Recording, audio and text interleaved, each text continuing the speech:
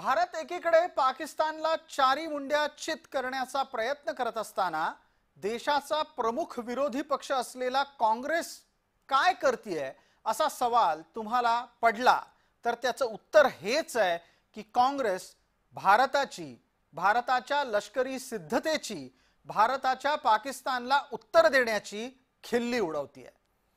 भारत निर्णायक लढाईच्यासाठी तयारी करत असताना काँग्रेसचे नेते हे केंद्र सरकारच्या म्हणजेच पर्यायाने भारताच्या पाठीशी उभं राहण्याच्या ऐवजी भारताच्या शस्त्रसज्जतेबाबत प्रश्न उपस्थित करण्यातच स्वतःला धन्य मानतायत।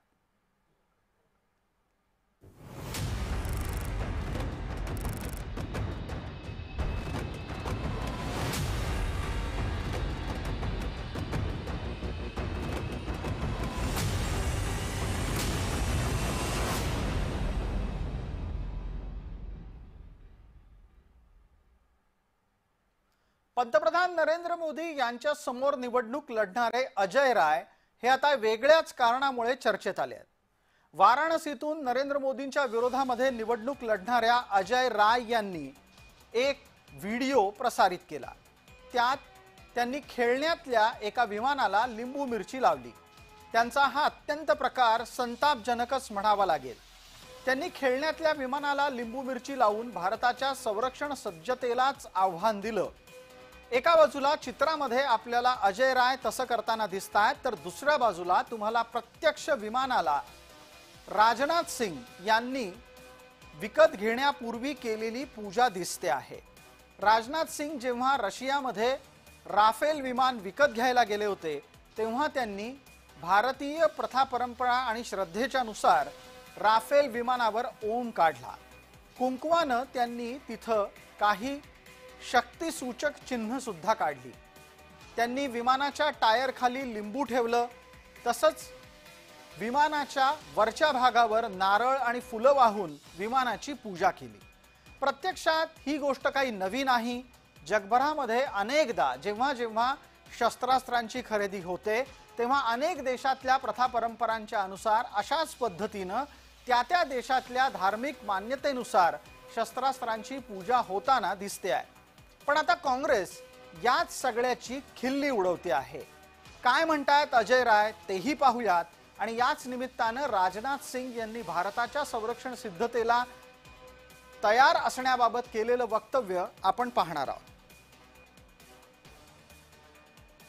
तो आप बड़ी बड़ी बात करने वाली सरकार जो आज कहती है कि हम सब मिट्टी में मिला देंगे सब कुछ इन लोगों को आतंकवादियों को, आज आप राफेल ले आए, नींबू मिर्च बांधकर खड़ी किए हुए हैं।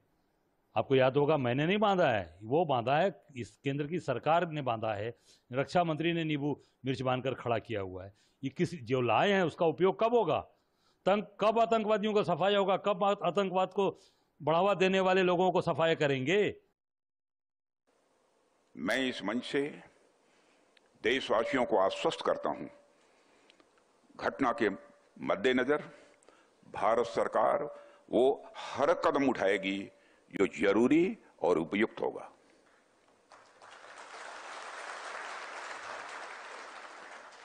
और हम सिर्फ उन लोगों तक नहीं पहुंचेंगे जिन्होंने इस घटना को अंजाम दिया है, हम उन तक भी पहुंचेंगे जिन्होंने पर्दे के पीछे बैठकर हिंदुस्तान की सरजमी पर ऐसी नापाक हरकतों की साजिशें रची हैं। अजय राय हा एकमेव काँग्रेस नेता असा नाही ज्यानं भारताच्या संरक्षण सिद्धतेची खिल्ली उडवलेली असेल। भारताच्या संरक्षण सिद्धतेची खिल्ली उडवणाऱ्या आणखीन एक आहेत अमरावतीच्या काँग्रेस नेत्या यशोमती ठाकूर। त्यांनी ट्विट केलंय, अत्यंत संतापजनक असंच हे ट्विट म्हणावं लागेल।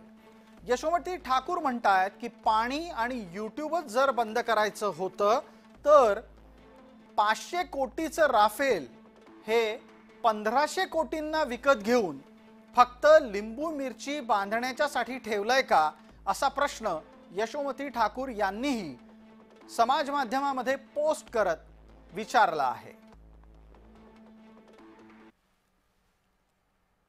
काँग्रेसचा राफेलवरचा राग जुनाच आहे। एक अख्खी निवडणूक काँग्रेसनं राफेलच्या खरेदीवरच काढली आणि नंतर याच प्रकरणामध्ये राहुल गांधींना माफी मागावी लागली। अशा स्थितीतच राफेलच्या सिद्धतेची, राफेलच्या क्षमतेची खिल्ली उडवण्याचं काम काँग्रेसचे नेते करताना दिसतात। पण त्यातून पाकिस्तानला नामोहरम करायला तयार असलेल्या भारताच्या सिद्धतेचीच खिल्ली उडतीये हे काँग्रेसला कळत नाही।